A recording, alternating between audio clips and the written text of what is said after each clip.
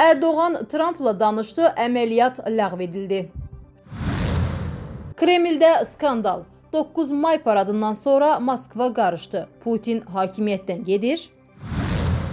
Trumpdan yeni təhdid, 2 günə məhv edə bilərik. Ukrayna müharibəsi belə başa çatacaq. Proqnoz.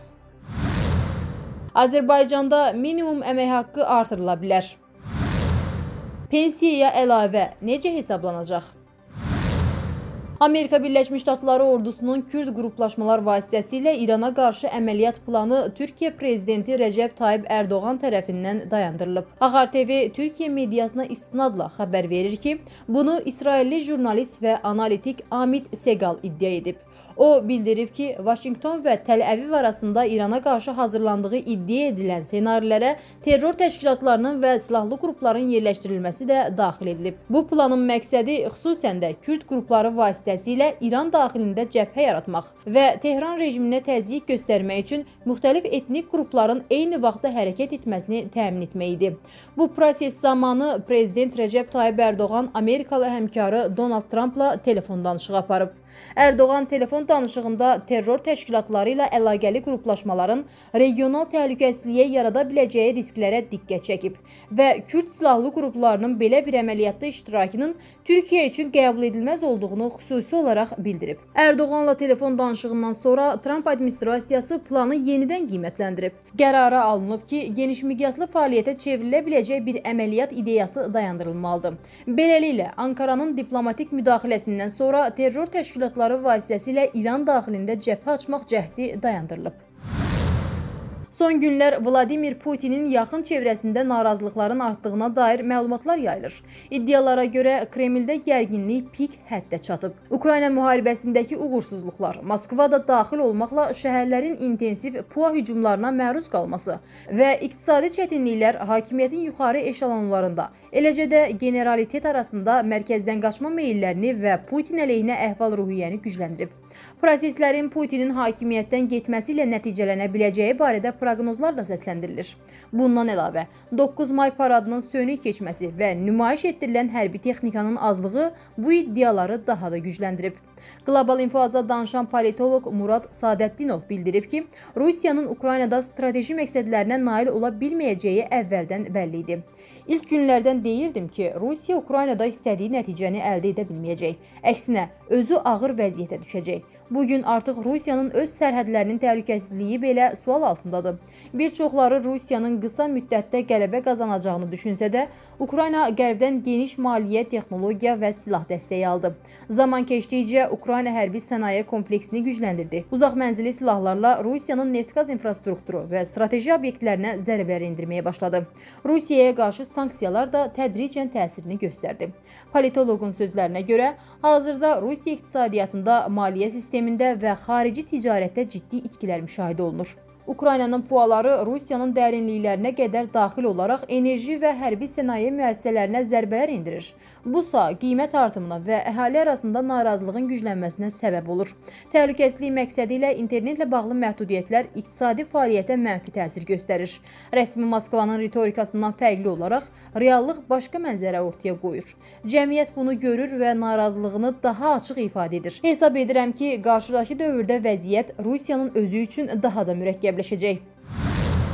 Amerika Birləşmiş Ştatları prezidenti Donald Trump İrana qarşı sərt açıqlamalar verib.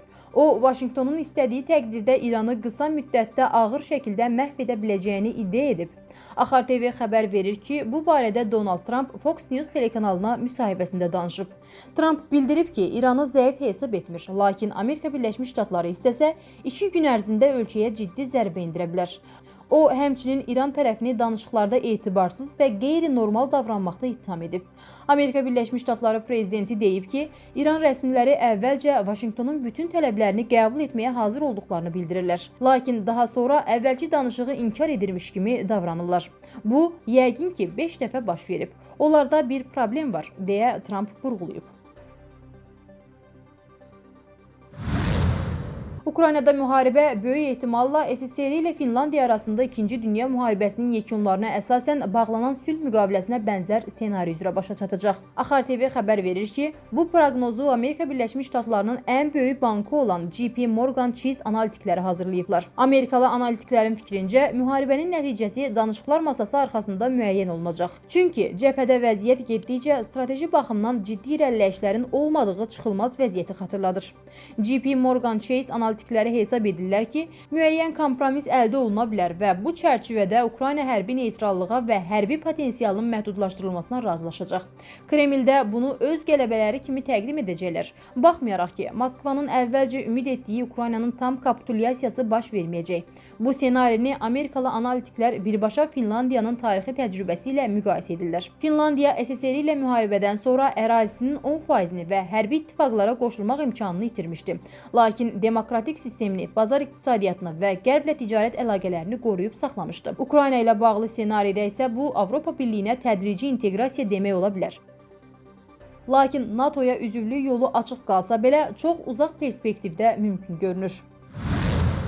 Azərbaycanda minimum əmək haqqının məbləğinin artırılması istiqamətində işlər davam etdiriləcək. Axar TV Oxuazı istinadla xəbər verir ki, sözügedən məsələ 2026-28-ci illər üçün bağlanmış baş kollektiv sazişdə əksini tapıb.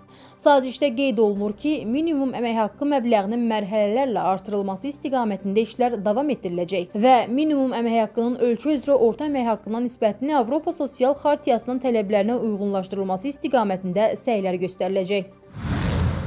Qulluq stajına görə əmək pensiyasına əlavələrin hesablanması təkmilləşdiriləcək. Axar TV xəbər verir ki, bu Nazirlər Kabineti, Azərbaycan Həmkarlar İttifaqları Konfederasiyası və Sahibkarlar Təşkilatları Milli Konfederasiyası arasında 2026-28-ci illər üçün baş kollektiv sazişdə öz əksini tapıb. Bildirilib ki, tərəflər vətəndaşların sosial müdafiəsi üzrə hüquqlarının təmin edilməsi üçün qulluq stajına görə əmək pensiyasına əlavələrin hesablanmasının təkmilləşdirilməsi ilə bağlı təkliflər hazırlamaq istiqamətində müvafiq işlər aparılmasını zəruri hesab edirlər. Tərəflər həmçinin sığorta pensiya sisteminin maliyyə dayanıqlılığının uzunmüddətli proqnozlar əsasında təmin edilməsi, davamlı və dinamik inkişafına nail olunması məqsədi ilə zəruri islahatları və bu sahədə qanunvericiliyin təkmilləşdirilməsi istiqamətində işləri davam etdirməklə də bağlı razılığa gəliblər. Bununla yanaşı, vətəndaşlara pensiya təminatı ilə bağlı göstərilən xidmətlərin keyfiyyətinin yüksəldilməsi və şəffaflığın artırılması məqsədi ilə innovativ həllərin tətbiqi dairəsinin genişləndirilməsi hədəflər arasındadır.